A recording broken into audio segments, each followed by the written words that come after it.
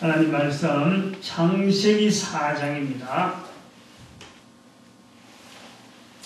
창세기 4장 2절 말씀 한 절입니다. 다같이 합동합니다. 시작. 그가 또 가인의 아우 아벨을 낳았는데 아벨은 양치는 자이었고 가인은 농사는 자이었더라. 아멘. 기도드립니다. 할렐루야. 복된 시간 들어가셨습니다. 성령님 주장하는 시간으로, 성령님을 인정하는 시간으로, 성령님 역사를 온 우리들이 다 깨닫는 시간 되도록 복 내려 주시옵소서. 인정하는, 성령님을 인정하는 거룩한 신앙 시간 되도록 함께하여 주시옵소서.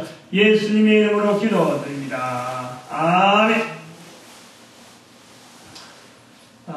창세기 4장 2절 본문 말씀. 그가 또 가인의 아우 아벨을 낳았는데 아벨은 양치는 자이었고 가인은 농사는 자이었더라. 이 말씀을 4회째 연속으로 해왔었습니다. 지난주까지. 그리고 오늘 이번 주까지 이제 5회째 오늘로서 이제 본문을 끝을 낼까 합니다. 같은 본문으로서 앞에 있는 사회는 그 가인과 아벨 중에서 가인의 자리를 우리가 가인의 자리에 있다. 이것을 좀 상기시키려고 했고, 오늘 본문에서는 이제는 가인과 아벨 중에서 아벨의 자리를 찾으려고 하는 겁니다. 아벨의 자리. 그래서 우리가 쓴 것이 어떤지, 그리고 가인은 가면 안 된다 하는 거지만은 아벨은 적극적으로 가야 되는 그런 자리. 삶의 전환점을 찾는 그런 방향으로 고려합니다. 먼저 우리가 이 서로 약속을 해줘야 될 사항 하나가 있다 해서 소개를 드립니다. 이 성경 말씀을 보는 자세, 이걸 정리를 하는 거예요. 성경 말씀을. 이 성경 말씀은 어떤 종교를 설명한다든지 어떤 특정한 종교의 경전이 아니다 라는 거예요. 경전에 두려고 하는 그 자체를 우리는 삼가야 됩니다. 삼가. 이미 특정 종교의 경전의 자리에 두어졌다 하더라도 우리의 지금까지 역사가 그렇게 되어져서 어쩔 수 없었다 하더라도 차츰 이걸 방향을 틀자는 차츰 그렇게 되어지지 말기를 역사를 만들어가자. 지금까지 역사는 성경을 하나의 어떤 종교의 경전으로 어떤 대비되는 어떤 종교와의 어떤 차별을 주기 위해서 성전을 두려고 한다면은 앞으로는 그렇게 하는 역사를 그렇게 하지 않는 역사, 온 인구를, 온 민족을, 모든 사람을 위한 성경, 그는 그 역사를 만들어가자. 그럽니다. 이 종교의 분류에서 보면은 유대교의 경전이 성경이 있습니다. 또 우리 기독교 중에서는 굉장히 복잡합니다. 이게 성경이 과연 그들의 경전이냐 아니냐 하는 부분까지 연구를 해봐야 돼요. 일단은 성경을 경전으로 보는 천주교라든지 개신교라든지 고토교라든지 그 다음에 히랍 정교회라든지 성공회라든지 크게 있는 것이 이렇게 있는 거예요. 여기서 다 성경의 자리가 있어요. 그런데 이런 종교의 경전으로 성경을 두는데 우리는 반대를 해보자 이런 겁니다. 그래서 성경의 자리를 종교의 자리로, 종교의 경전으로, 기독교는 기독교, 안 그러면 유대교의 어떤 경전으로 둔다면은 이거는 또 불교의 경전, 안 그러면 이슬람교의 경전, 힌두교의 경전에서 성경 자체가 하나의 경전으로서 다른 종교의 경전이라고 하는 그 경전하고 비교가 된다. 비교되는 것조차는 우리는 거부한다. 종교의 경전을 두지 않는 한 자체가 그런 부분이 있다. 이 성경의 자리에서, 이 비교되는 자리에서 떠나기 위해서 성경은 모든 인류에게 제시하는 창조주 하나님의 섭리로서 우리가 지어져서 지금 살고 있으면서 여전히 창조의 섭리가 우리가 계속해서 코로 숨을 쉬는 동안에는 계속해서 나타나고 있는, 그래서 살아있는 인간에게 피조물 인간과 창조주 하나님과의 관계에서 익혀야 될 인간의 삶의 원리를 어떻게 보면 이 지구상에서 존재하고 있는 책 중에서는 유일한 책이다 하는 그 자리를 우리 두자. 이런 관점에서 이제 볼 때 창세기 1장과 3장의 그 특별한 자리가 있고, 그리고 창세기 1장과 3장과의 그 부분에서 4장 1절과 3장 마지막 절 사이에서 이 또 여러 가지 또 구분되는, 요것도 우리가, 요 환경도 우리가 염두에 둬야 되고, 그 다음 창세기 4장 1절과 2절, 요것 자체도 아주 독특한 자리가 있다. 그래서, 지난주에 4장 1절에 이어서 이 4장 2절에 5번까지로 우리가 계속해서 오면서 가인과 아벨의 자리가 있다.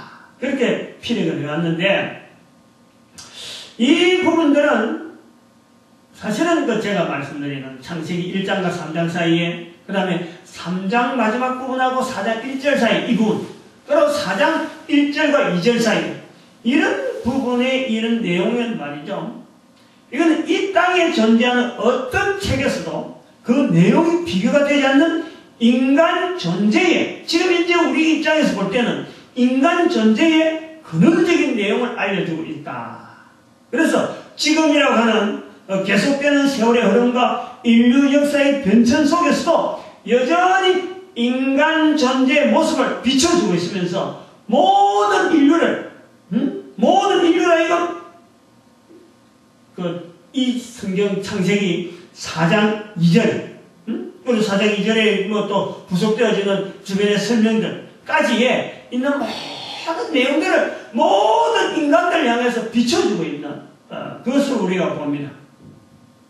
그래서 결국에 모든 인간들은 코로 숨을 쉬면서 살아있는 동안 반드시 보여야 될 인간 자신을, 내 자신을 여기서 비춰가지고 바로 하나님 앞에 나오는 우리의 모습으로 삼아야 된다. 이런 거예요. 그래서 나를 지으신, 코로 숨을 쉬게 하는 이 창조주 하나님을 인정하는 그 자리를 요구하면서 우리에게 주어져 있다. 창세기 1장, 2장, 3장, 4장, 1절, 2절 여기까지를 우리가 보려고 하고 있다. 이겁니다. 만약에 성경의 자리를 여기 두는 조건을 하지 않는다면 성경을 통해서 설교를 하든지 강의를 하든지 개인적으로 인용을 하든지 할 때 이거는 성경 내용을 남용하는 게 되고 오용하는 게 되고, 그래서 이것은 바른 자세가 되지 않는다라는 거예요. 그래서 성경의 자리를 전 인류에게 제시하는 창조주 하나님의 음성으로 듣는다면은 우리는 또 한편으로는 이렇게나마 지금 책으로 이렇게 엮여져 있고 또 우리 한글 이런 성경이 책으로 엮여져 있는 이것 자체에도 우리가 감사해야 되고, 한글의 책이 있다는 것에 우리는 너무 감사해야 되는 거예요. 그리고 또 한편은 우리 한국 사람들은 한글로 이 성경을 읽을 수 있다는 이것에 대해서 우리는 감사 또 감사.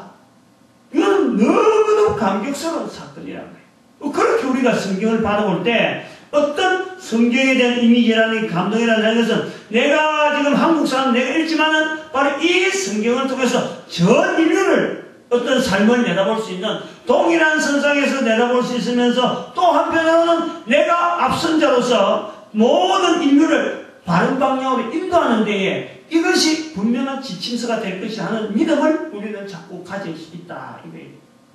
그런 면에서 우리가 성경을 보자. 이것은 하나의 약속처럼 지금 제안을 하는 겁니다. 우리는 창세기 4장 2절에서 가인의 아벨의 자리를 첫 가정인 아담의 가정의 두 아들, 이 가인의 아벨을 우리가 보았습니다. 그런데 이 첫 가정의 특징이 우리가 늘 연구를 해야 돼요. 4장 1절 첫 가정이다. 이 첫 가정에서 이제 A가 가인이 태어나고, 4장 2절에서 가인 아벨이라는 이름이 나오는 요런 이 가정.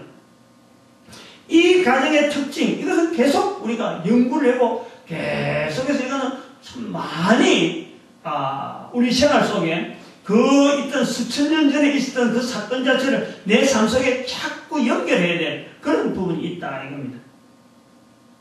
이 가정이 다른 지금 현재 우리 가정이라는 것과 완전히 다르다. 이 보통 가정하고는 완전히 차이가 있다는 때는 이 첫 가정에 되는 부모 되는 아담과 하와는 창조주 하나님에 의해서 흙에서 만들어진 완전한 성인이었다. 완전한 성인. 남녀로 에덴 동산에 있다가 에덴 동산 밖으로 나와서 비로소 남자와 여자로서 동침을 하는 거다. 응? 그래서 부모가 되는 거예요. 그리고 그의 아들과 딸들이 부모에 의해서 부모의 몸에서 잉태되었다가 출산의 과정이나 육아의 과정을 지나면서 자라난 아이들이 바로 가인과 아벨, 또 그 전에 또 딸들도 있었겠죠. 이런 내용을 우리 볼 때 우리가 아는 이 가정의 구조에서는 아이를 기르는 부모, 우리가 지금 우리가 부모라고 모시고 있는 자라든지 내가 부모된 자로 볼 때 나도 우리가 볼 때는 어릴 때 가정이 있었던 거예요. 부모의 몸을 통해서 부모의 만남이 그 다음에 생명이 잉태되는 과정이 있었던 것에 비하면은 이 첫 가정인 부모 아담과 하와에게는 아이에 대한 경험, 아이 시절에 대한 경험이 없었다. 그리고 사춘기가 뭔지는 모르는 거예요. 아이들이 자라면서 병치레하는 것이 어떤 것인지를 알지를 못하면서 지금 부모가 된 이 자녀를 양육하는 거죠. 지금. 그러니까 그 어떤 그 충격, 그 가정의 어떤 충격, 자녀에 대한 어떤 개념, 마치 이것은 오늘날 좀 양부모님의 격에 해당되는 것과 같다고 볼 수 있는 거예요. 나는 아무 경험도 없는데 오늘날 내한테 자녀가 덜렁 생긴 거예요. 응? 나는 어릴 때 경험이 없는데 어릴 때 지금 애를 보는 거예요. 그러니까 이게 뭐 지금의 양부모의 부모와 자녀 관계 뭔가 어색하는 거예요. 부모가 뭔지도 모르고 어릴 때부터 부모를 불러본 것도 아니고 내가 부모 됐지만은 이 자녀가 나를 어떻게 부르는지도 모르는 그런 상태, 참 특이한 그 가정의 형태가 있었다. 그래서 그 가정에 가인의 아벨 두 형제를 성경 본문에 기록하였을 때는 이제 성경 본문 4장 2절의 어떤 의미를 우리가 본다는 거죠. 온 인류를 두 부류로서 대표하는 표현이다. 그렇게 보겠다. 성경의 표현이 가인과 아벨이라는 기록을 4장 1절에 기록한 것을 보면서 가인과 아벨이라고 하는 이 두 인물을 온 인류를 포함하고 있는 하나의 대표로 보겠다. 이렇게 우리가 말씀을 했습니다. 가인은 형으로서 가진 자고 부유한 자고 아는 것이 많은 자, 사랑을 많이 받고 또 사랑을 많이 베풀 수 있는 능력을 가진 자. 그런데 아벨은 없는 자, 약한 자, 소외된 자, 병든 자 등의 대표로 우리가 설정을 해놓고 이 본문에 처음에 할 때, 첫 번부터 할 때 이 내용을 우리가 접근을 해왔던 겁니다. 그래서 이런 서로 상반된 인류의 두 부류의 대표자로 이루고 왔는데, 그러면 이제 이렇게 인류의 대표로 했을 적에 가인과 아벨을 인류를 대표로 했을 때 근거가 뭐냐? 이 부분이 들었어야 돼요. 응? 무조건 뭐 창세기 4장 2절에 있다고 해서 인류의 대표라 이래 버리면 이건 억지가 되는 거예요. 분명히 누구든지 수긍할 만한 이들의 주변에서 남겨진 언어나 여러 가지 표현을 통해서 인류의 대표가 될 만하겠다 하는 어떤 그 근거, 그것을 제안을 해. 그걸 오늘 잠깐 소개합니다. 이 가인과 아벨을 대칭적으로 보는데, 대칭적으로 볼 때에, 그래서 대칭적으로 보시니까 온 인류를 이 가인과 아벨 자체의 이 두 사람을 대칭적으로 이렇게 봤던 거예요. 한 사람은 많은 것, 한 사람은 없는 것, 가난한 것, 부자, 가난한, 그 다음에 여기는 아주 능력이 있고 여기 능력이 없는 이 두 대칭적으로 봤을 적에, 그래서 그 속에 모든 인류가 언제든지 다 들어가는 거죠. 다 들어가는 거죠. 모든 인류 두 부류로 봤을 적에 두 가지 전체, 우리 인류 전체를 하나의 수평선에 딱 놔놓고 어떤 그 계층이 어느 계층에 있는가 하고 막 당연하고 그 모든 것을 다 포함할 수 있는 범위의 끝, 그것이 가인이고 그것이 아벨이다. 이런 식으로 해서 이 대표로 본다는 거죠. 가인과 아벨은 가진 자, 없는 자, 그 다음에 강한 자, 약한 자, 능력자, 무능력자, 등의 이 극한 상태로 보려 하는데, 바로 이제 근거를 좀 제안을 해. 성경에 기록된 내용을 근거해서, 이들이 가지고 있는 이 두 극한적인, 대립 관계가 어떤 것에서 표현되어 있느냐. 그것을 한번 볼 때 세 가지 부분에. 하나는 가인과 아벨의 이름. 가인과 아벨의 이름. 그 다음에 가인과 아벨의 직업. 그 다음에는 4장 8절에 나타나는 결국 가인에게서 살해당하는 아벨의 모습에서 이 두 사람의 상태가 극한, 너무나 차별이, 너무나 구별이 분명한 관계다. 형제라고 하기에는 우리가 단순한 표현으로서 형제지, 이것은 인류의 대표라고 볼 만한 근거가 있다 하는 것에서 한 세 가지 내용의 근거를 두고 있는데, 그 근거에 대한 설명을 해봅니다. 첫 번째 이름에서 보는데 그 차이점을 볼 수 있다. 4장 1절에 보면은 가인은 4장 1절에서 여호와로 말미암아 덕남입니다. 덕남. 부모에게 주어지는 하나의 최상의 선물로서 이걸 받아들이는 거예요. 응? 부모로서 아담과 하와가 가인이라고 하는 아이의 덕남, 남자아이로서의 출생, 이것을 바라볼 때 너무너무 기다리고 있던 것에 대한 바람에 대한 하나님께서 보상하는 것이다. 하나님께서 허락하신 어떤 선물이다. 기쁨에 충만해서 그 아이를 통해서 참 위로를 받는 그 내용이 바로 여호와로 말미암아 덕남하는 그 탄성이라. 탄성. 이제 이 가인이 출생할 때 나타났다가 하면 아벨은, 그런데 아벨이 출생할 때는 이게 허무함이란, 허무함. 이름 자체가 아벨이라는 이름의 뜻이 허무함이, 허탄하다. 마치 풍선 풀어나면은 그냥 몸이 모양은 있는데, 이게 풍선 그 자체에 우리가 볼 때 이게 모양은 언짢지만 이거는 자칫 잘못 터지는 거 아니야. 자칫 잘못은 죽어버리고 없어요. 그냥 모양이 쑥 썰리잖아요. 그런 느낌이 온다니까. 아벨을 볼 때 부모가 가인을 낳고 이 참 남자아이 아담을 닮아가지고 너무너무 참 어떤 형상이나 이런 부분이 참 하와로 볼 때는 여자로서 할 수 있는 세상에 하나님께서 직접 손을 빚어 만든 그 남편 아담이 있는데, 그 아담과 닮은 바로 그 남자를 자기가 낳았다. 이에 대한 충만한 어떤 기쁨이 온 가족이 있었는데, 사람을 낳았다는 이 그 부분에서 너무 기쁨이 충만했는데, 그런데 두 번째 아들이 낳은 거 보니까 이거는 한마디로 비리비리한 거예요. 비리비리해서 보자마자 이거는 허무하다, 이거는 오래 살 것 같지가 않다 하는 이런 어떤 인상이 요 바로 이름에서 있다 이거예요. 아벨의 이름의 뜻이 허무하다라는 의미를 가진 이름이 된 것에는 아이를 길러본 부모라면요 다 느낄 수 있는 어떤 그 공감할 수 있는 감정적인 그런 부분이 있다. 어찌 보면 첫사람 아담과 하와는 아이를 낳게 된 것에 신기했을 것이며, 아마도 첫애는 여자였을 거예요. 그 여자를 몇 번 출산하다가 남자아이인 가인을 낳았다. 그래서 엄청난 기쁨이 탄생해 나왔는데, 여자아이가 아닌 이 남자아이를 기르는 가정에서 보면요, 처음 출산해서 애가 가만히 누워있을 때는 애가 귀엽고 좋은데, 이 지발로 돌아다니기 시작할 때부터는요 신경이 얼마나 쓰였는지 모르겠어요. 남자아이는 그렇다. 남자아이는 도대체 무슨 일을 어디서 저지를지 모르고 다니고 있는, 자라면 자랄수록 저지레가 많아지는 것이 남자아이입니다.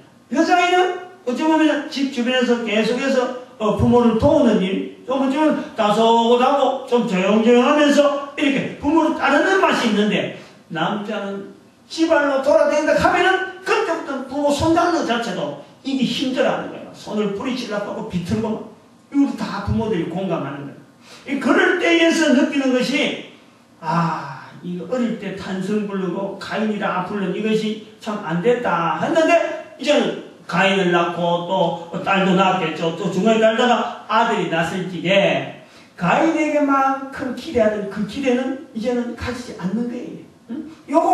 요래에서도 좀 있으면은 부모를 아주 무시하고 지 마음대로 움직일 하나의 개체일 거다. 그래서 허무함이라 하는 이름이 붙을 수도 있고, 또 한편으로는 아까도 말씀드렸지만 좀 태어난 것 자체가 어찌 보면은 좀 비리비리하니 이기지 살 것 같지가 않다. 좀 좀 부모의 상태에 따라서 아마 좀 허약하게 태어났는지도 모르겠어요. 그래서 별로 반갑지 않는 아이, 별로 반갑지 않는 아이, 뭐 있어도 그만 없어도 그만 이런 뜻이 되어지는 허무함 그런 뜻으로 되어지고, 그래서 또 이 가인이라 그러면은 그저 씩씩하고 늠름한 남성, 아벨이라 그러면은 허약한 혹은 병약한 인상을 주면서 인간으로서는 기대하지 않아도 되는 별 볼 일 없는 사람. 그래서 인간의 범위를 보면은 영웅호글의 어떤 자리가 있는가 하면 거의 가인으로 갈 수 있다면은 그 영웅호글 따라서 따라다니는 리더 당하는 그런 사람의 자리로서 아벨이 있고, 또 이름도 없이 막 죽어가는 병사, 그리고 거리의 노숙자, 신용불량자, 이런 자리가 아벨의 자리가 있을 수 있다. 이렇게 우리가 볼 수 있는 거죠. 직업에서 이제는 두 번째 우리가 부분에서 직업에서 우리가 볼 때 가인은 농사하는 자요 아벨은 양치는 자이다 하는 말씀. 이건 우리가 첫 번째 시간에 이미 말씀을 드렸습니다. 근데 조금 보충을 하려고 하는데, 이 가인에게 농사하는 자라 불리는 이 내용은 오늘 우리나라처럼 한미 FTA가 지금 이미 발효가 5월달부터인가요? 곧 시행이 된다고 그랬는데, 발효가 되는 시점에까지 이르러서도 지금 반대 시위를 하는 사람이 지금 농민들입니다. 농민들. 이런 농민들하고는요, 이 농사 짓는 자하고는 지금 입장은 전혀 다른 겁니다. 우리가 지금의 농민의 입장에서요, 농사하는 자 가인의 자리를 보면 이건 완전히 반대의 자리에 우리가 섰다 봐도 되는 거예요. 아담 아버지가 아들에게 축복하는 내용이 포함된 가장 축복된 직종으로서 농사하는 자, 즉 사회적인 지위를 나타내는 것으로서 이거는 부유한 자, 넉넉한 자, 그래서 고칭으로서 농사하는 자라는 거예요. 당대에 많은 사람들은 가인에게서 주어지는 바로 농사하는 자라 하는 그 이름 자체에서 주어지는 그 부유함, 그 넉넉함에서 가인에게 와서 먹을 것을 구워다가 먹는 형편에 이르지 않았느냐 하는 것도 우리가 추정해 볼 수 있는 겁니다. 이거 비해서 양치는 자는 사람들에게 인정을 받지 못하는 환경에 사는 것을 표현하는 자다 볼 수가 있습니다. 농사하는 자는 먹을 것을 만들어서 사람들에게 공급하는 자라는 뜻으로 보고 있고, 양을 치는 자는 사람들의 일상생활에 참여하지 못하고서 짐승인 양과 함께 지내는 사람을 나타내는 것으로 볼 수 있는 거예요. 그래서 이것이 능력과 관계예요. 능력. 농사하는 자는 똑똑한 사람이에요. 양을 치는 자는 우둔한 사람이라 하는 표현으로 볼 수 있는 거죠. 우리가 이 비교를 해볼 수 있어요. 얼마든지 가능하죠. 농사하는 사람이 머리를 많이 써야 될까? 손이 많이 가는 일일까? 기구를 많이 다뤄야 될 일일까? 안 그러면 양을 치는 일이 머리를 많이 쓰고 손이 많이 필요하고 기구를 많이 요구하는 그런 일일까? 이거 비교해보면 우리 자체가 지금 살아있으면서 지금 현재 우리 형편에서 얼마든지 비교해볼 수 있어요. 이건요, 머리를 많이 써야 될 일은 단연히 농사하는 자입니다. 농사를 한다면은 씨를 관리해야 되고 밭을 갈고 땅을 가꿔야 됩니다. 엄청나게 적은 일이 아니에요. 씨앗을 땅에 뿌린다고 다 채소가 되고 곡식되는 것이 아니라, 거기에 태미를 한다든지 그 다음에 잡초를 뽑아낸다든지, 그리고 그것뿐인가 기후를 살펴야 돼요. 봄에는 여름에는 가을에는 겨울에 거기에 적당한 때에 맞는 시와 때에 적절히 해야 되고, 또 공중의 새들도 살펴야 돼요. 농작물 해치는 짐승도 경계해야 돼요. 씨앗이 열매가 되어 또 곡물이 되었다면은 다음번 파종할 때까지 잘 관리해놔요. 그리고 식물 자체도 잘 관리해야 먹을 것이 계속 이어지는 거예요. 추수했을 때 다 먹고 치하면 다음에 파종할 때까지 굶는 거예요. 이 농사하는 자라는 이거는요, 어떻게 보면 삶 전체에 대한 이 구조를 딱 깨고 있어요. 머리 쓸 일이 어마어마하게 많은 거예요. 여기에 비하면 양을 치는 자라면은 이거는 그저 놀고 먹는 일이라 볼 수 있는 거예요. 우리나라 사람들이 지금 특히 농민들이 FTA 열풍으로 못해 먹겠다, 뭐 죽는다 하고 아우성 치는 것은 제가 볼 때는 자업자득이다. 자업자득이다. 이미 그렇게 되도록 이미 씨를 뿌렸다. 저는 그래 보는 거예요. 왜냐하면 집안에서 자라는 똑똑한 아이들은 농사꾼의 아들이라는 소리 안 듣게 하려고 전부 다 도시로 다 보내는 거예요. 농사 짓는데 똑똑한 사람이 없는 거예요. 응? 그 똑똑한 사람이라면 전부 다 농사 안 짓는다는 그것이 딱 정평에 나 있어요. 그럼 농사꾼의 아들이 전부 다 도시로 다 나와버렸어요. 땅을 파고 농사 짓는 일은 무식한 사람들이 하는 일이다 라고 인식이 돼요. 자꾸 그런 말을 한 거예요.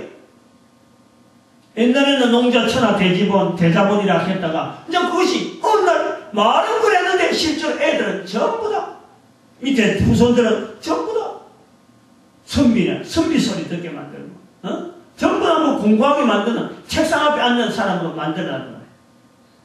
그렇게 농사 짓는 일에 머리 좋은 사람이 아닌 무식한 사람들이 하는 일로 만들어 놓으니까 FTA 해가지고 농산물이 값싸게 들어오니까 농사일에 투자하지 않아서 그야말로 무식하게 지은 농산물이 되어 보니까 값이 비쌌던 거예요. 우리나라 농산물이 비싸게 지은 거예요. 다른 나라 사람들은 같은 농산물인데 싸게 지었는데 우리는 비싸게 지었다. 무식하게 지었던 거예요. 무식하게. 이게 어마어마한 머리를 써야 될 일인데 불구하고 그 머리를 쓰지 않고 그저 힘으로 가지고 무식한 사람들만 하는 일이라고 땅 파는 일이라고 해서 이를 믿어보니까 실제로 국민들이 그동안에 농산물에 어마어마하게 세금을 내가 미긴 거예요. 농산물을 사먹은 거예요. FTA를 보니까 그렇게 구조가 되어 있는 거죠. 그런데 FTA 하면 우리 농사꾼 죽이는 거다 하고 말을 하는 것은 이게 앞뒤가 안 맞는, 논리가 안 맞는, 이미 우리가 그렇게 되어지는 환경을 만들어 놨는 거예요. FTA가 되니까 상대 국가에게 이 농산물이 먹잇감이에요. 이 농산물이 가격이 너무 높으니까 모든 사람들이 우리나라하고 FTA를 하려고 하는 조건에서 제일 먼저 바라보는 것이 이 농산물이에요. 그래서 우리가 타겟트가 되는 것이 농산물이 타겟트가 되는 거예요. 그래서 우리가 그래 만드는 거예요. 머리 좋은 사람 다 도시로 가야 된다 해갖고만 전부 다 무식한 사람들만 앉아갖고 그저 쟁기 가지고 그저 땅만 파면 되는 줄 알고 말이야. 힘으로 가는 일만 하는데 실제로 이게 어마어마하게 머리를 많이 써야 되는 종합을 하고 굉장히 종합적인 굉장한 창의력이 필요한 그런 일이 바로 농사일인데 우리가 그것을 놓쳤던 거예요. 저는 그걸 보는 겁니다.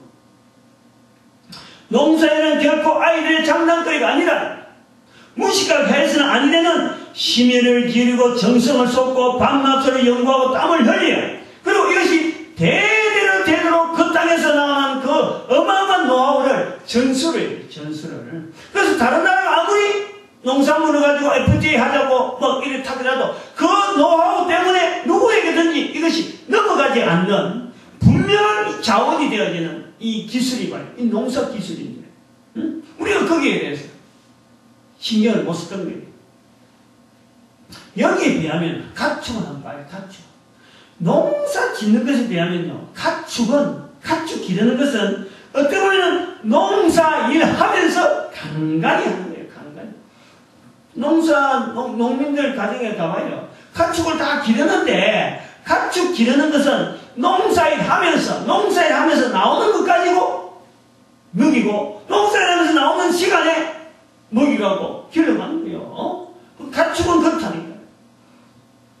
계절의 변화에도 농사일처럼 민감하지 않습니다. 먹이를 공급하는 일도 농사는 땅에서 나야만 하는데 이거는 먹이 공급은 다른 데서도 얼마든지 나올 수가 있는 거죠. 가축은. 그리고 농사일이 전제가 돼야 가축일을 돌볼 수 있는 겁니다. 가축이 무조건 가축부터 실어지는 게 아니라 일단은 농사가 전전하면서 가축도 돌볼 수 있는 순서가 말이에요. 후순위라는.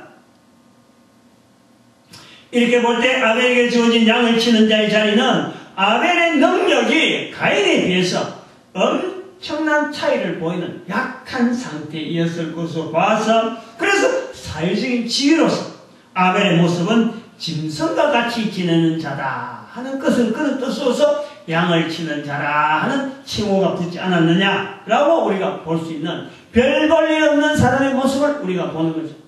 가인의 모습은 존귀한 자의 모습을 보이는가 하면은 아벨의 자리는 별 볼 일 없는 자의 자리로 본다 이거예요. 그 다음에 세 번째 우리가 또 이 가인과 아벨에서의 그 차이의 그 어떤 극명한 어떤 대조적인 삶의 형태를 볼 때 가인에게 살해당하는 아벨을 우리가 살펴볼 수 있습니다. 이 부분에 뭐 상당히 연구를 많이 해야 되지만은 간단하게 한번 접근을 해보려고 해요. 이 4장 8절에 가인이 아벨을 죽인 행동은 쳐 죽였다 이래 됐어요. 쳐 죽였다. 그래서 무엇이 도구고 가인이 아벨을 죽인 도구가 뭐냐 이거는 사실 나오질 않아요. 응? 나타나질 않아요. 무엇으로 가인이 아벨을 죽였는지는 알 수 없지만은 이 사람의 생명이요. 이 사람의 생명이 칼이나 총이나 어떤 이러한 도구를 쓰지 않는 이상에는 우리 사람의 생명이요. 그렇게 쉽게 죽어지는 게 아닙니다. 생각을 해봐요. 지금은 뭐 누가 강도가 들어가 칼로 됐다, 안 그러면 총으로 쐈다, 금방 죽는 것으로서 죽이려 그러면 죽는 것을 아는 것이 생명이지만 이게요, 지금부터 수천 년 전에 첫사람이든 그 첫가정에 있는 아무도 죽어본 흔적이 없고 또 누가 어떻게 죽였다 방법이 누가 제한되어 있고 않고 사람이 죽는 것 자체를 모르고 있었는데 이게 처음에 사람을 죽이게 됐을 적에 뭘 갖고 죽였는지 말. 여기는 할 수 있는 건 돌밖에 없어요. 사람을 죽일 수 있는 어떤 무기라든지 안 그러면 다른 어떤 게라면요 돌밖에 없어요. 나무로 가면 어림도 없어요. 돌 아니면 나무다. 그것도 물을 끼얹을 수 없는 거고. 이거 뭐 죽은 사람 살리는 일도 아니고 물을 끼얹는다는 거예요. 그러니까 이 돌밖에 없는데 이 돌을 사람을 죽이도록 돌로가 쳐 죽인다. 이거요 어려워요. 한번 생각을 해봐요. 멀쩡한 사람을 돌로 쳐 죽이면 만약 마주보고 있으면요 절대 못 죽입니다. 이게 뭐 마주보고 있는데 돌을 칠 때 이거 맞아하고 내 죽겠다고 머리 갖다 댈 사람 아무도 없을 거고 순간적으로 본능적으로 피하는데 죽일 수가 없어요. 그러면은 이거 첫 가정의 그 두 아들 가인과 아벨에서 가인은 어떻게 아벨을 죽일 수 있을까? 의문이 많이 가는 대목인데 그래서 가인이 아벨을 쳐 죽였다는 표현에서 가능한 부분을 한번 생각해 볼 때 두 가지, 뭐 물론 하나로 볼 수 있지만은 아벨이 잠을 자고 있는 시간에 돌을 들어서 내리쳤다. 머리를 내리쳤다. 라고 볼 수 있겠죠. 그러면은 그때 순간적으로 기절입니다. 기절. 그가 죽는다고 볼 수 없는 거예요.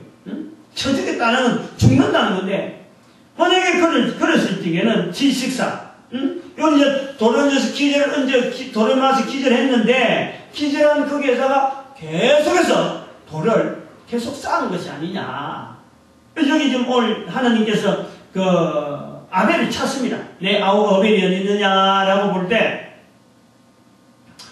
9절에 보니까 여호와께서 가인에게 이르시되 내 아우 아벨이 어디 있느냐라고 하는 이 모습을 봤으면요 돌무덤을 만들어 놔가지고 안 보이는 형태로 아벨이 근데 죽어가지고 피 흘려 쓰러져 있는 것이 아니라 거기다가 가인이 돌무덤을 만들어버리기 때문에 아벨이 안 보이는 거예요. 시체가 어디 있는지 모르는 거예요. 사람들은 못 찾는 거예요. 이 하나님께서 직접 가인에게 아벨이 어디 있느냐 하는 이런 표현을 보여서 이게 묻었을 것이다. 돌로가 묻었을 것이다.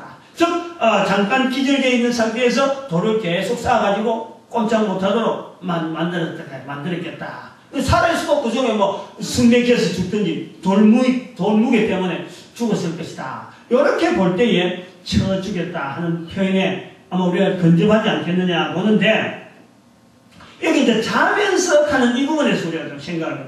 가끔 죽을 수 있는 어떤 상황이 잔다라고 볼 때 만약에 건강한 상태라면 자고 있는데 누가 가까이 왔다. 뭐 옆방에 자는 사람도 아니고 돌을 들고 왔을 정도면 뭔지 모르게 멀리서 찾아왔을 텐데 농사하는 사람이 아벨에 가까이 왔다. 그러면요 짐승들이 깹니다. 짐승들이 깨는 거예요. 그리고 인기척 때문에 벌써 딱 내가 아는 거예요. 머릿속부터 보시락보시락 벌써 아는 거예요. 사람 오는 발자국 소리. 그런데 아벨이 이게 건강하지 못했을 상태가 있을 수 있다. 계속해서 아벨에게는 뭔지 모르게 살아가기 역겨운, 굉장히 힘이 겨운 어떤 상황.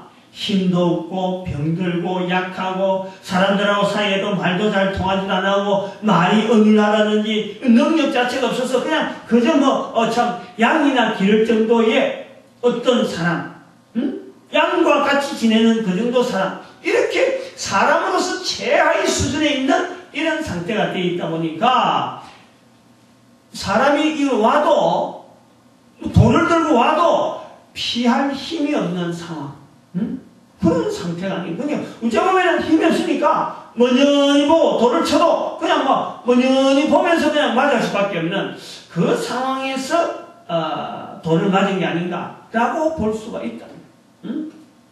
다시 말하면 여기서 보면 가인이 아벨을 쳐주겠다는 이 표현에서 가인과 아벨의 두 사람의 상태를 극명하게 대조한다.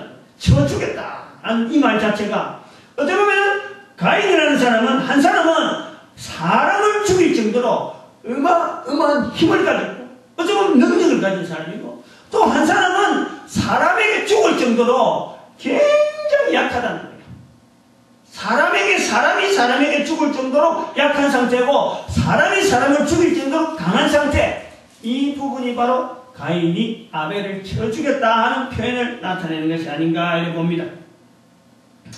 여기까지 해서 우리가 가인과 아벨 두 사람을 통해서 성경에 기록된 말씀으로 온 세계 인류의 모든 사람의 삶의 범위를 우리가 두 사람 안에서 열 수 있다 이렇게 볼 때에 가인으로 표현되는 똑똑하고 힘있고 경제력이 튼튼하며 사람들을 지도하는 지도자의 모습, 또 국가의 모습에서도 힘이 있는 국가의 모습에서 우리가 가인을 찾을 수 있는가 하면은 아벨은 병약하고 외로우며 가난하며 항상 뒤쳐져 있는 개인으로서나 또는 국가의 모습으로 볼 수 있다 이겁니다.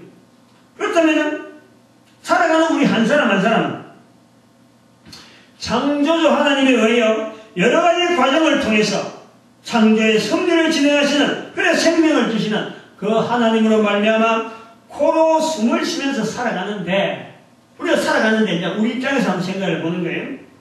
사람을 살게 하시는 분이 하나님이시라면 왜 하나님께서 한 사람 그렇게 살아갈 것이 아니라 100명이면 100명, 만명이면 만명, 70억이면 70억을 똑같이 만들어서 누구는 크고 누구는 작고 만들 것 없이 하나님께서 만드신다면은 왜 동일하게 만들지 않느냐 라는 것에 우리가 한번 생각을 해볼 수가 있는 거예요.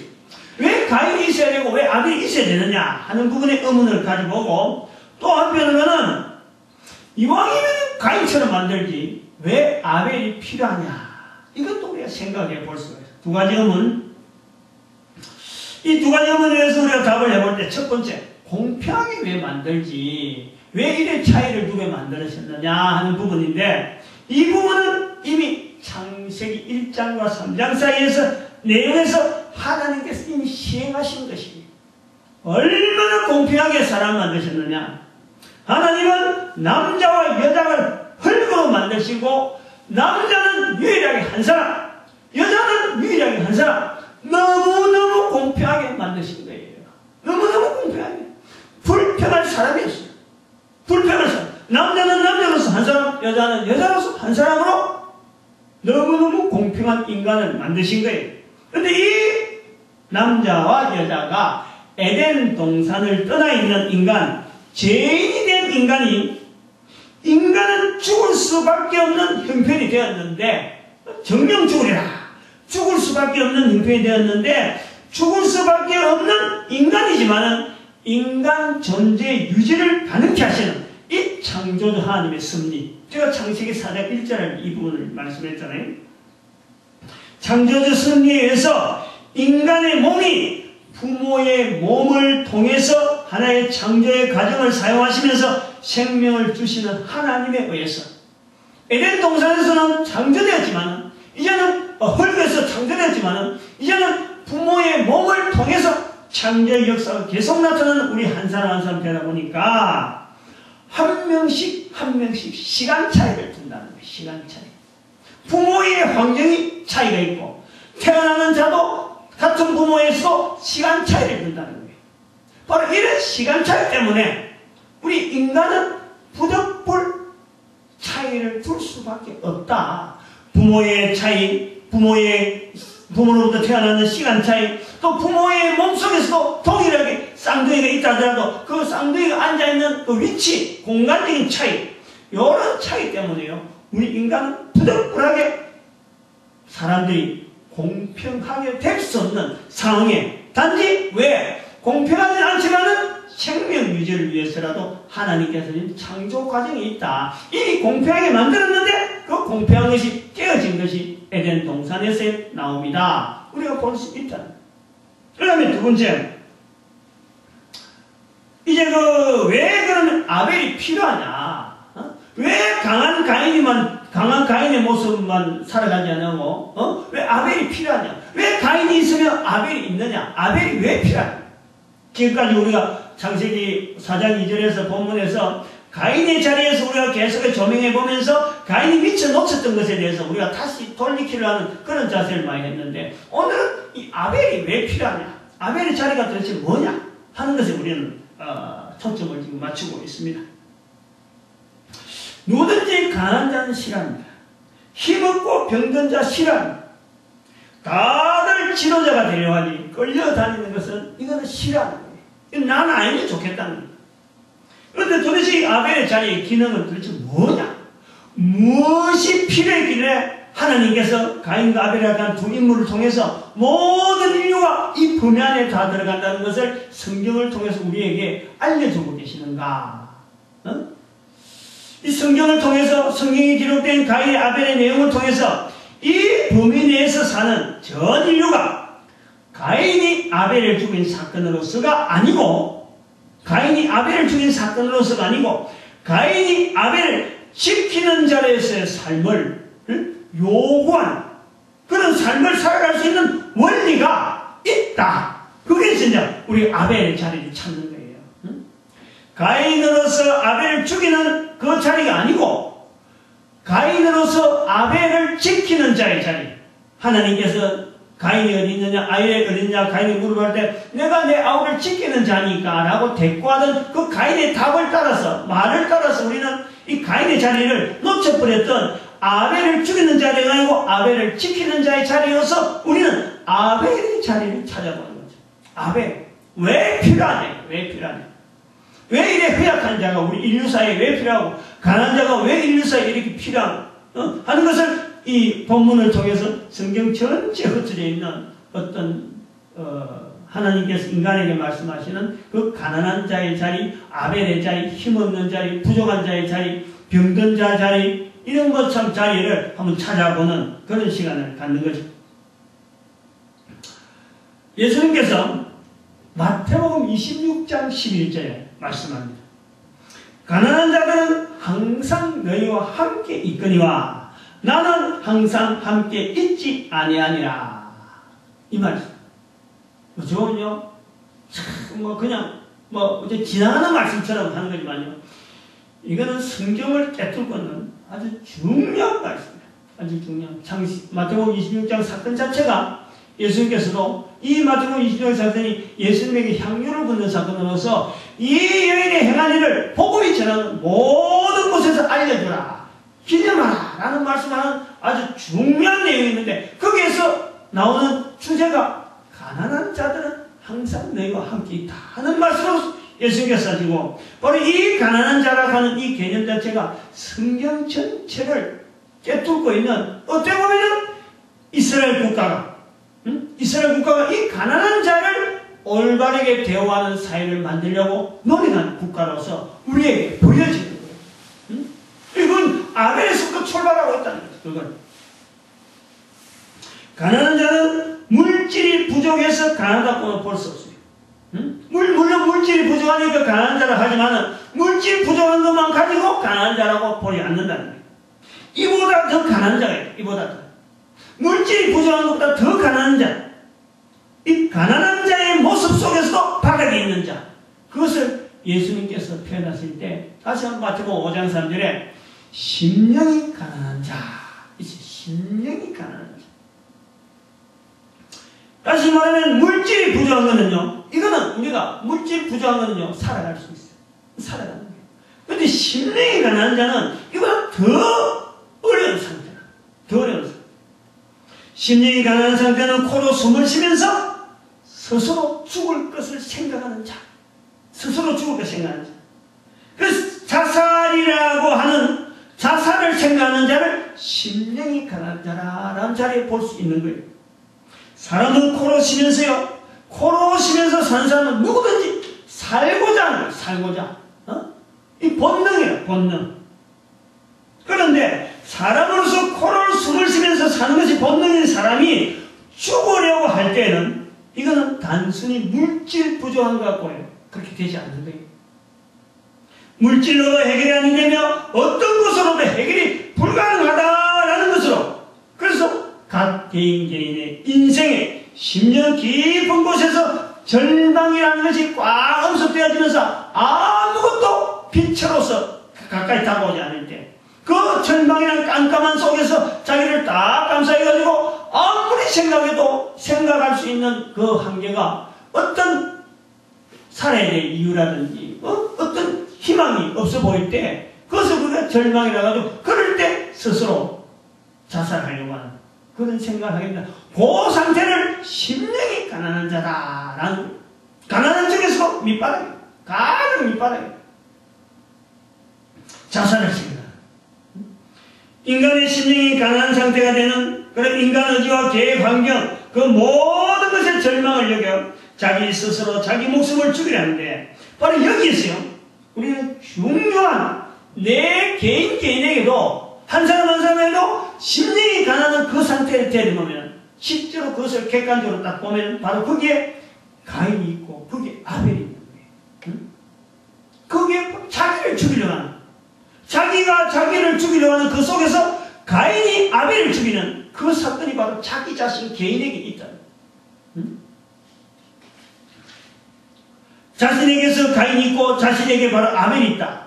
이것이 바로 자살의 경우에 바로 심령이 가난한 상태인데, 그때야 비로소 아벨이 왜 존재했는지를 알게 되는 거예요. 아벨이 상대, 가인이라는 상대가 나타나는 거예요. 아벨이라는 것이 있다는 것은 가인이라는 상대를 보는 거예요. 즉 아벨로서 나에게 가인이 있음을 깨닫게 되고 또 내가 곧 가인이라는 것을 깨닫게 되는 거예요. 그 인간에게 그걸 깨닫게 하는 거예요. 그것이 심령이 가난한 상태라는 거예요. 심령이 가난한 상태. 그것이 복이 있으려고 하면, 그 심령이 가난한 상태에서 복이 있으려면 바로 그 자리에서 구원 되시는, 그 자리에서 구원 되시는 하나님, 만드신 하나님을 향하여 손을 뻗칠 수 있는 그 상태, 굉장히 밑바닥의 자리에서도 바로 하나님을 향하여서 구원이 이루어질 수 있는 그 내용에서 우리가 심령이 가난한 자는 복이 있다 하는 말씀으로 들어야 돼요. 응? 그런 상태에 있는 사람이 다 잘 된다. 그렇게 되니까 그 상태임에도 불구하고 인간의 자리는 복된 자리가 바로 하나님을 향해서 손을 내뻗칠 수 있는, 응? 창조자, 가인을 떠나서 아벨을 떠나서 내 자신 속에 있는 내가 아벨임만 생각하고 늘 쫓기만 있었는데 사실 내가 내 속에 가인이 있다. 내 속에 가인. 응? 그 가인을 떠나서 가인처럼 되지 말아야지 하고 떠나서 볼 때 바로 우리가 창조주 하나님을 찾을 수 있는 그 환경까지 우리가 주어질 때 하나님 앞에 복된 환경이 되어진다라는 것에서 마태복음 5장 3절이 되지 않느냐, 이렇게 연결을 잠깐 지나갑니다. 아무튼 우리는 지금 이 시간에 심령이 가난한 자리까지 들어가서 우리가 보니까 그 속에서 내 자신에게 있는 이 가인의 자리가 있다는 거예요. 그 가인의 자리를 찾기 위해서 볼 때는 아벨이라는 자리가 분명히 필요한 거예요. 그렇다면 성경에 나타난 아벨의 자리, 즉 가인에게 죽인 아벨을 통해서 말씀하시는 하나님의 음성을 듣는 시간인데, 예수님께서 말씀하십니다. 요한복음 13장 34절에 새 계명을 너희에게 주노니 서로 사랑하라. 내가 너희를 사랑한 같이 서로 사랑하라. 즉 나의 속에 있는 가인과 아벨, 이것은 또 내 주변에 있는 부자와 가난한 자다. 또 국가로부터 힘 있는 국가와 힘 없는 국가에 또한 한 국가 안에서 권력자와 피해자들, 이런 관계를요, 우리가 보는 시각, 가인이 아벨을 죽이는 시각에서 서로 상반된 관계에서 우리가 볼 때는 멀리 있는 관계지만, 이 멀리 있는 관계, 이 상반된 관계, 이게 내 속에서 있는데, 가인과 아벨은 결국에는 내가 죽여야 되는 아벨이 아니고, 이거 서로가 사랑해야 될 관계다. 서로 사랑해야 돼. 예수님께서 말씀하십니다. 서로 사랑하라. 서로 사랑하라. 한 사람 한 사람의 존재를 인정하면서 저 존재가 있어야 내 존재가 있고, 내 존재를 통해서 저 존재가 서로 간에 보완이 되어야 된다. 철저한 이 보완의 관계로서 서로 사랑하라 말씀하시는 거예요. 응? 계명 중에서 제일 큰 계명이 뭡니까? 하나님을 사랑하라. 이웃을 내 몸과 같이 사랑하라. 바로 그 이웃에 되어지는 자리가 바로 멀리 있는 상반된 자리에서 가인의 아벨의, 누가 가인이고 누가 아벨이냐, 이것 자체를 떠나서 나하고 멀리 있고 내하고 원수되어지고 내하고 그리고 있는 멀리 있는 바로 저 멀리 있는 상대가 나의 이웃이, 나의 이웃. 응? 이것은 한편으로 부부에게도 적용이 되어지는 거죠. 부부. 응? 부부. 1대1의 남자와 여자. 응? 얼마나 공평한 한 가정에서 최대 공평한 상태로서 부부가 되어지는 이 부부가 서로 간의 성격이 안 맞다고, 서로 환경이 안 맞다고, 내가 살아난 환경이 안 맞고 내가 생각하는 그 생각의 구조가 안 맞다고 서로 대립에 있으면요, 이거는 누가 가인인지 누가 아벨인지 그거 찾는 거예요. 응? 그러나 누가 아벨이 되고 누가 가인이 되었든지 간에 결국에는 서로 도와야 돼요. 배필이에요. 배필. 서로 사랑하라. 서로 사랑하는 거예요. 서로 사랑할 수 있는 자리에서 우리가 아벨이라는 자리가 필요한 거예요. 응? 한 사람만 있으면 이게 서로 사랑이 될 수가 없어요. 한 사람 있으면 내 자신에 대해서 이 내 자신의 형편이 어딘지를, 위치를 못 찾아, 좌표를 못 찾아. 아벨이 있으므로 내가 가인의 자리에 있구나. 그럼 그것은 가인의 자리가 멀리 있는 것도 아니고 내 속에 있는 거야. 내 속에. 극한 아벨 자리에 들어가 있으면 바로 내 속에서 가인이라는 자리에 있어서 나를 죽이려 한다. 나를. 아벨을 죽이려는 내 자신의 모습까지 있다. 심령이 가난한 상태가 있다. 강한 가인이 약한 아벨을 보면서 지키는 것에 부담감을 느끼는 것이 아니고, 약한 아벨이 바라보는 중요한 표현이 있습니다. 약한 아벨이 바라보는, 창세기에서 나오잖아요. 세월이 3장에 보니까 세월이 지난 후에 가인은 땅의 소산으로 제물 삼아 여호와께 드렸고, 4절에 보니까 아벨은 자기의 양새끼를 처음에 드렸는데, 첫 새끼를 드렸는데, 그거는 아벨은 제물이 연락되고 가인에게는 연락되지 않았어요. 이것은 약한 자, 그렇게 심령이 강한 자가 하나님을 향해서 바라보는 그 중심이란 말이에요. 그럴 때 하나님께서 반드시 들어주시는 거예요. 그 중심 깊은 데서 인간으로서 누구라도 기대하지 못하는 그 자리에 들어가서 하나님을 바라볼 때 반드시 거기에서는요, 하나님의 응답이 있는 거예요. 바로 이 가인은요, 그 자리를 찾아와야 돼요. 넉넉하니까 인간적인 지식이나 인간적인 행동으로 뭐 하나님도 없는 듯이 나가던 그 삶을, 가인이 부족한 부분이 바로 아벨이 하나님을 바라보는 그 눈길이 있다. 그 눈길. 그 눈길에 있어서 아벨이 바라보는 그 눈길에 맞출 수 있는 가인의 자리가 있다. 그것이 필요하다. 그래서 우리가 아벨이 필요하다. 아벨이 있어야 될 이유가 있다. 이거예요. 강대국이 물질로 약소국가를 공격할 것이 아니라, 공격할 것이 아니라, 가난한 자를 통해서 하나님의 사랑을 나타내는 이 섭리를 이 강대국들이 인정합니다. 사업성이 있다고 지금 대기업들이 그렇죠? 모든 업종에 다 손댈 것이 아니라 분명히 한계를 둬야 돼요. 응? 대기업이라서 기업이라서 무조건 돈 생기는데 다 손댈 것이 아니라 적당하게 손대고, 적당하게. 하나님의 기준으로 사업을 제한할 줄 알아야 돼요. 그래서 이 싹 쫓는 자에게, 이 싹 쫓는 자를 위해서 이 싹을 벌려놓을 수 있는, 이런 아벨의 자리를 우리는 인정을 해야 돼요. 아벨의 자리를 찾아야 된다. 즉 가인은 아벨의 제사를 받으시는 하나님을 따라가면서, 하나님을 인정하면서, 하나님을 나타내는 증거하는 자리를 삼아하면서 나가야 된다. 이것을 우리가 볼 수 있어요. 마태복음 18장 10절에 말씀합니다. 삼가 이 소자 중에 하나도 없이 여기지 말라. 너희에게 말하노니 저희 천사들이 하늘에서 하늘에 계신 내 아버지의 얼굴을 항상 배웠느니라. 무시무시한 아벨의 자리가 있어요. 응? 하나님을 다 찾지 않던 가인에게서는 전혀 느끼지 못했던 아벨의 자리. 응? 이 소자 중에 하나도 없이 여기지 말라. 하나님을 항상 배우는 그 어마어마한 자리가 있다. 이것을 인정해야 돼. 이걸 두려워할 자리다. 마태복음 19장 23절에 예수께서 제자들에게 이르시되 내가 진실로 진실로 너희에게 이르노니 부자는 천국에 들어가기가 어려우니라. 무시무시한 말씀이지. 가인의 자리에서 우리가 이거 겁을 내. 마태복음 19장 29절에 또 내 이름을 위하여 집이나 형제나 자매나 부모나 자식이나 전토를 벌인 자마다 여러 배를 받고 또 영생을 상속하리라. 이건 스스로 아벨의 자리를 찾아가는, 스스로 찾아가는 거예요. 어쩌다 밀려서 하는 게 아니고 스스로 아벨의 자리를 찾아가는 자에게 주시는 축복의 말씀이죠. 이런 말씀을 통해서 우리가 우리 민족을 향해서 이 시간에 제가 연결해보는, 우리가 지금 주창하고 있는 운동구조를 이야기해요. 운동구조. 하나님께서 창세기에서 말씀하시는 이 가인과 아벨의 자리. 그래서 이것을 이스라엘 민족이 집행하도록 이스라엘 민족 자체가 이 가나안 자리에 대해서 얼마나 고민을 하는 민족이 됐는지 구약에서 우리가 볼 수 있는 거예요.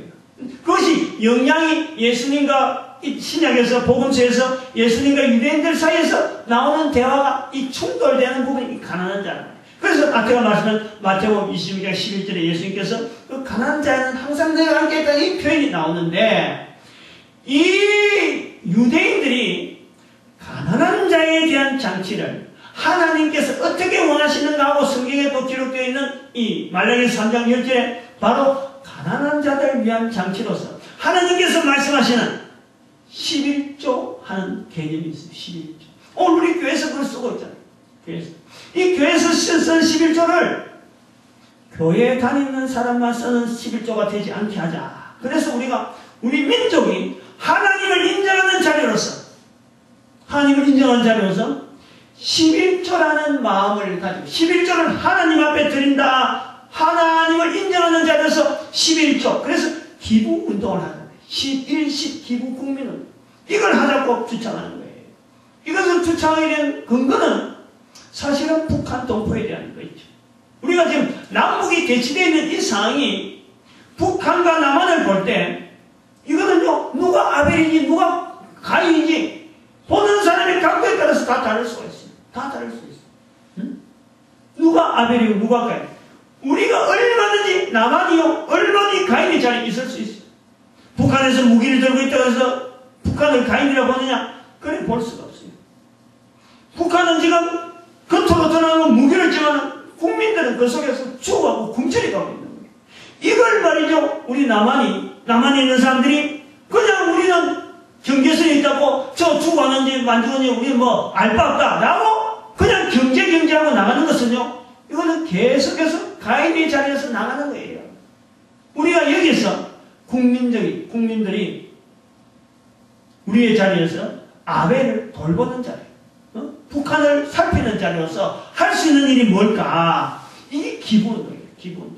그래서 어디서 주장을 할 수 있느냐? 교회에서 해야지. 교회에서. 왜? 모든 사람 남한이나 북한이나 한결같이 이거는 하나님을 인정하는 민족이 되어야겠다. 하나님을 인정하는 민족으로서 공통적으로 할 수 있는 것이 기부라고 한다면은 기부 11조라고 하는 이 개념을 집어넣자. 그래서 주창을 하게 된 거예요. 그래서 우리 온 민족이 남한과 북한이 결국 우리가 약한 자를 도우는 국가 모델이 되어가면은 다른 나라에 영향을 줄 수 있을 것이다. 무기를 앞세워가지고 경제력을 앞세워가지고 그것을 발전하는 것이 그것이 뭐 국가적인 체제인 줄 알고 있지만 사실은 알고 보면 이웃을 사랑하는 것이며 상대방을 인정하는 것인 이 가인과 아벨의 자리로서 공존, 서로 사랑하는 이 자리를 실행하는 이 민족적인 운동이 앞으로 전 세계에 평화를 줄 수 있는 어떤 복된 환경으로서 다른 민족에게 모델이 될 수 있는, 다른 국가에게 모델이 될 수 있는 그런 국가 형태, 통치 모습이 되어질 것이다 하는 것을 우리가 담아본 거예요. 그래서 추측을 하는 거예요. 이 말씀을 듣는 자, 또 이 말씀을 앞으로 계속해서 연구할 자들이 이걸 우리가 분명히, 그래서 우리가 이 일식 기본운동을 할 때는 그냥 단순하게 뭐 어떤 11조 운동이다 이렇게 라기보다도 우리 민족을 범위를 집어넣자. 우리 민족. 남쪽에 5천만, 북쪽에 2,500만, 만주 땅이 2,500만. 요 민족의 범위를 다 집어넣고 우리 민족이 1억이 되는 이 범위를 가지고 70억의 인구를 향해서 우리가 이 복음을 참 나타내는, 하나님께서 하나님을 인정하는 이 복음을 우리가 나타내는 민족으로서 하나님 앞에 쓰임받자라는 기치가 그 속에 있는 거예요. 그런데 그렇게 되면서 우리가 또 뭘 했냐면, 일본이 지진을 해서 작년에 지진 일어난 사건을 통해서 우리가 일본이 지금 우리는 한국의 한반도를 마치 막아주는 방파제처럼 되어 있는데, 어차피 일본은 그런 상태라면 하나님이 뭐 지형을 주무니까, 그렇다면 우리 민족이 이 사명을 깨닫고 있을 적에, 이 사명을 가지고 온 세계를 나갈 때는 반드시 일본의 민족 자체가 우리 민족에 넘어올 것이다. 지형적인 약점 때문에 저긴 더 이상 못 살아. 저는 어쨌든 지진 때문에 침몰될 거야 라고 우리 민족이 그걸 준비를 하자. 그래서 1억이라고 하는 이 인구를 통해서 민족이 일본 민족을 흡수하는, 어쩌면 우리가 형이고 전 동생이니까 우리가 받아들이자. 그 준비를 우리가 일식 기본운동을 통해서 탄탄히 다가두자라고 했는데 얼마 전에 우리가 이것을 이야기할 때는 그냥 단순하게 일본 문화에 대한 우리가 지금 한참 무슨 문제가 일어나냐면은 독도 일본서 독도를 반환시키자 하고 막 이런 운동을 할 때 제가 그런 이야기를 했어요. 제가 그런 이야기. 차라리 독도 주자. 독도 주고, 독도 주는 조건에서 일본이 가지고 있는 힘을 가지고 우리 만주 땅, 이 만주 땅을 중국한테서 외교적인 어떤 역량을 통해서 우리 영토로 만드는 쪽으로 만들어라. 요걸 우리 외교적인 힘을 쏟자는 거예요. 독도 주고 일본을 가져가라 하고, 주는 대신에 일본에 있는 그 외교력을 가지고 만주 땅이 우리 땅이 되든, 북한이 지금 현재 혜택을 보겠지만 어쨌든 북한 영토가 되든지 해서 일단 흡수가 돼서 이 남북한의 그 경계선 자체를 만주 땅까지 다 이었자. 왜냐? 어차피 일본은 땅이 침몰해서 우리한테 돌아올 수밖에 없어. 그건 독도 주봐야 관리할 수 있는 능력이 안 돼. 만주 땅이 침몰하는데. 근데 지금 일본은 경제력과 더불어서 지금 외교력이 있다. 그런데 일본을 중국하러 압박하는데 우리가 좀 이력을 좀 보자. 그런 쪽에서 정책적인 어떤 좀 제안을 해봤는데, 그것이 어떻게 될지는 모르겠어요. 지금 다시 설명을 해놓은 거예요, 이 시간에. 그때 했는데 이런 내용을 다시 한번 이 시간에 말씀드리는 거예요. 가인과 아벨을 정리합니다. 가인과 아벨은요, 사실은 내 속에 있는 거예요. 내 속에서. 내가 극한 상황에 떨어지면요, 내한테 나타난 아벨, 내한테 나타난 가인, 그 모습을 통해서 우리의 주변에 있는 많은 자들이 가지고 있는 각 개인이 가지고 있는 그 가인과 아벨의 상태에서 내 한 사람이 가인의 자리, 내 한 사람이 독특하게 아벨의 자리에, 이것이 성향적으로 드러나 있는 거지. 가인과 아벨은 우리가 서로 간에 원수가 돼서 죽이는 상태가 아니고 서로 사랑해야 될 관계고, 이것이 우리 민족적으로 할 수 있는 형태로서는 일식 기국 국민운동이라는 11조라는 말레기 3장 10절에 하나님께서 창세기에서부터 시작해서 말라기 전체를 가지고 구약 성경을 우리에게 주시고 예수님께서 오셨다 하는데, 그 말라기 성경의 마지막 부분에 있는 11조를 통해서 이 하나의 성경 전체 범위에 들어있는 이 전체를 구조를 가지고 이 가인과 아벨, 그 속에 있는 모든 인류가 하나님 앞에서 참으로 주를 인정하는, 하나님을 인정하는 복된 인간으로서 살아가고 있는 틀이 우리가 지금 주창하고 보여지는 거 아니냐. 그래서 이렇게 해서 서로 도우는 관계로 이해를 하자. 서로 사랑하는 관계로 이해를 하자라고 말씀을 드립니다. 기도드립니다.